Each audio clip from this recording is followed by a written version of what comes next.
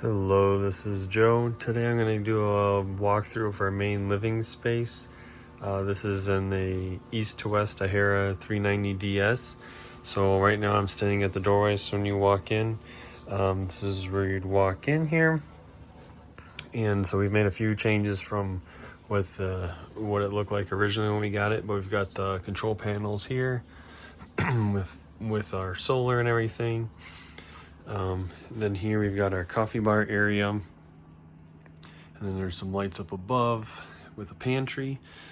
So we use this as our coffee bar, so it has our coffee maker and our ice maker that we love, and then storage underneath. And then we added these shoe racks to have some extra shoe storage, because it does come with some under the step storage for some shoes, but with having kids we needed some additional shoe storage. There is the vents also for the furnace for heat. Those are there, so instead of in the floor, they come out of the cabinet. There's a pop-up countertop on either side, which I'll show you on the other side. But we added the dishwasher, so we ended up moving up the countertop and permanently attached it here. So we got some new brackets, mounted them to the cabinet, and then lifted up the countertop, because otherwise normally it'd flip up. So I'll show you on the other side, but it comes up, normally butts up to the bottom of this main cabinet, or to the main countertop here. And so we raised it with doing the bracket on the island, since it's permanently up. That way we can still use the top here for storage. Always we have our dishwasher below. This is a countertop dishwasher that we really love. I have it all hooked up, hardwired, so all the plumbing and everything is there on the back side. Which maybe if I come around to the other side, you can see it better. But like the drain, the water, and all that piping goes into the side of the cabinet here. I just drill a hole, push the power cord, water, and drain through there. Hardwired the drain and the water. And then the outlet, I ended up installing an outlet on the inside of the island, because by default there is one outlet here on the island and one on the other end, and then the switch to turn on some lighting. So we've got lights overhead, and then this also lights up LEDs, and then the bottom of the cabinet lights up LEDs. So there's the bottom cabinet lighting up LEDs, and then the top. And I'll show you the other hanging lights look like that. So there's a lot of lights going on in here. We have a full-size refrigerator, two freezer drawers on the bottom, the top two doors open, and that's your main fridge area. And then we've got pantry space, which currently is pretty stocked up here with our food. This does have a outlet mounted in the back corner off on the left, and then there was a piece of like black wood that mounted horizontally there with a couple of hooks on it. Oh, and it is motion sensor for lights, so there is LED lights inside of the cabinet with hooks, so then you can use that as a coat closet, but we're using it as a full pantry. And then we did mounted two spikes rack mounts here on the door side, so then it gave us a little bit more mounting space. And actually there's a third one here, so we have a little more storage space for hanging stuff. And then it's just held closed with a magnet. And coming around here, so we have a residential stove. It's a 4-burner stove, and then plus oven. We've got it's just a microwave, not convection or anything like that, which has lights built into it as well that we use. I made this, measured it out, and then cut the wood, added a lip on the front, so that way we had a little more counter space. So if we weren't using the burners, we have a spot for some additional counter space. And then there's more lights here. We have a puck light here, there, and there. And these are all, there's a button on them themselves to turn them on. So we have those additional. Then you got a cabinet on either side, storage up above, which just has our dishes in it.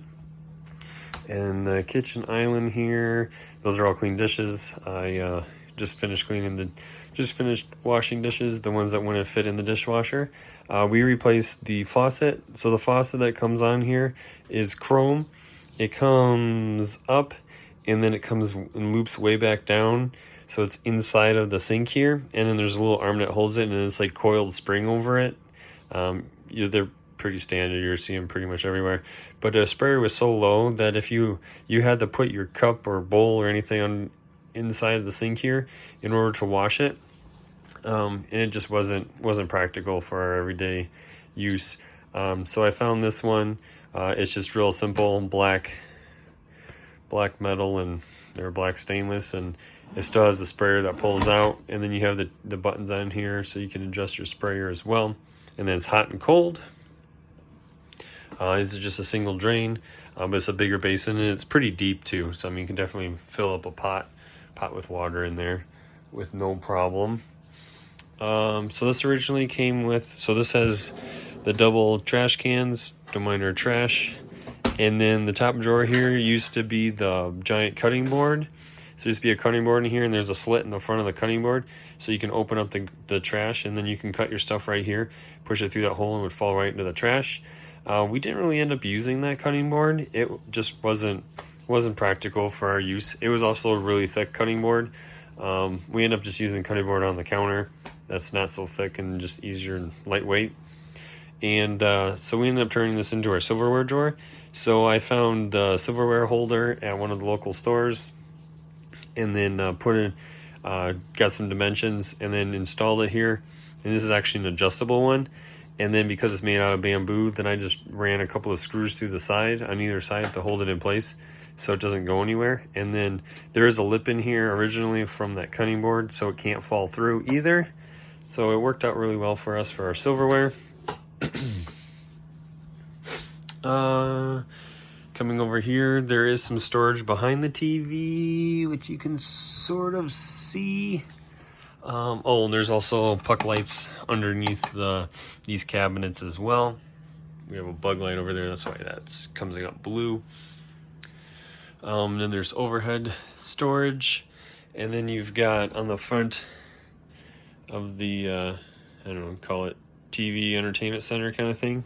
You got your speakers for the built-in stereo, and then this glass does open with additional storage, and then that's the stereo for those speakers. The rest of this is open storage. There is a hole in the back where there's a couple HDMI cables coming through, so you can hook up your gaming system, or if you have any other devices you want to hook up, like we have our Apple TV attached to it. So that's tied in there. Actually, there is a light in here as well. So you have a nice LED light, and there's power in there obviously as well to power your devices. Our fireplace, and actually this fireplace opens. Sorry, I got too much stuff in the way at the moment, so I can't open it. But there's a black arm here that you push to the side, push that one, and then the fireplace actually pulls forward, and then there's storage behind the fireplace. Because as you know, these electric fireplaces are only about 4 or 5 inches deep. So normally, or in the past, other RVs, that's just wasted space behind their not usable space or not being used. So with that drawer, then you're able to use it. They made a drawer in there. Then we've got our ladder, which is behind some storage there for our kids' toys, which goes up to the loft. So that's a pretty decent loft. An adult can't sit up there, but a small kid, like say 5 and under, they can sit up, they'll be able to just sit and not hit their head on the ceiling. But otherwise, it's a decent sized space. It goes to almost to the far back of the camper. It ends right before you get to the back bathroom. And then a light switch for the lights in the loft, and then that's a bedroom on that side. And then there was theater seating here, which was just 2 seats that like reclined electrically and heated and cooled and vibrated. This is supposed to sleep like 6 or 8 people. But we felt like the theater seating just wasn't really practical, being that you can only have 2 people sit in front of the TV. So we ended up getting that removed right away. And then we bought a different couch.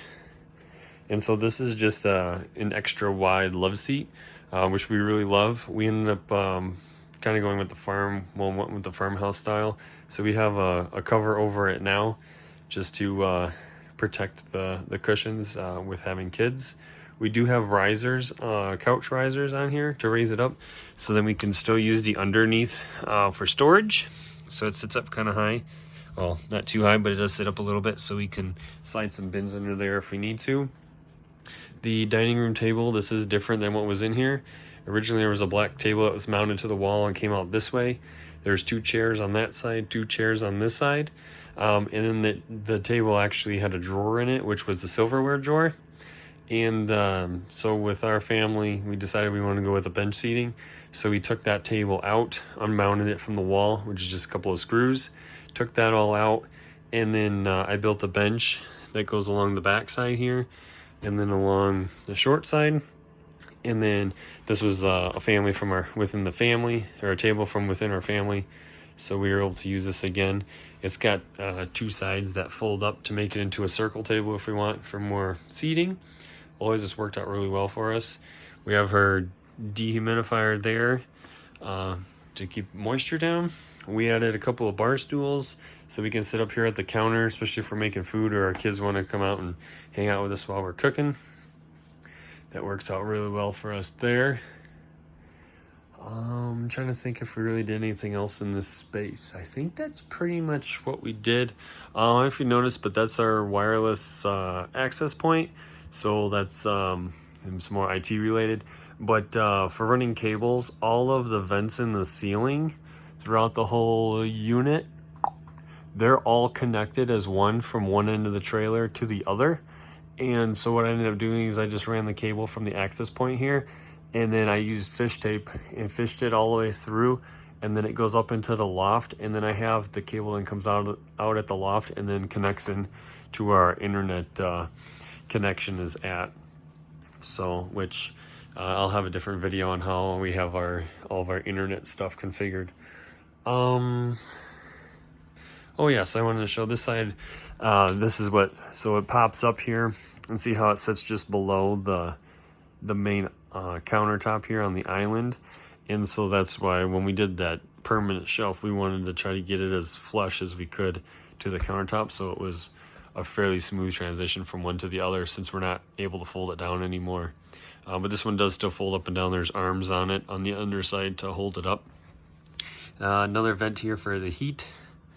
So it's not in the floor, which works out so we can have an aerial rug here. These work great in the winter time, especially because the floor is definitely cooler on your feet. And so the aerial rug definitely helps with temperature there. I'm trying to think if I think that's pretty much it for the changes that we've made in this space from when we bought it new almost a year ago. Really just changing out the couch and the table just to give us a little bit more usable space with our family. Yeah, I think that's pretty much it. So yeah, it's kind of a quick tour of our main living space that we spend most of our time at or in throughout the day. Thanks for watching. Don't forget to like and subscribe. And I'm gonna try to get some footage or some tours of the other spaces as well. Have a great day, and we'll catch you next time.